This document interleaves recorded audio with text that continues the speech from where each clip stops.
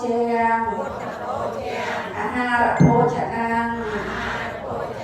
อุทเทกังอาภิโภเจเยียวิริสัมมาสัมพุทธัสสะบพุทธพระบรมครูสัพพนุพุทธิอัมมจาเข้มพระอรหันต์ทั้งหลายមានសទ្ធាជ្រះថ្លាណាស់បាននាំមកហើយនៅចង្ហាន់បណ្ឌបាតព្រមទាំងភេសជ្ជៈនិងទឹកដំណើរស្អាតជាមួយអង្គទុកក្នុងទីនេះ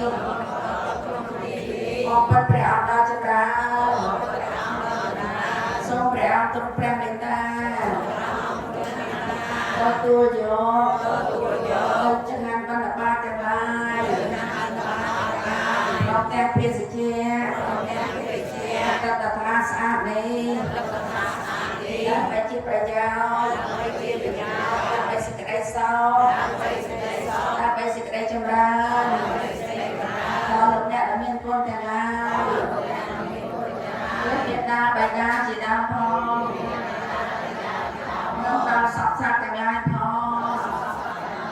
ដល់ជាប្រការណាទាំងឡាយផង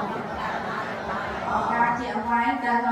រព្រះពីរដងផងអរព្រះបីដងផងសូមអនុមោទនានិងជាការចូលចិត្តទៅតាមកម្មទេមុនមកហើយការវិចារចិត្តហើយចាំចូលទៅខ្លាយសំទល់ដែរទៅបាត់ថ្ងៃគាត់ថាសមាំងហ្នឹង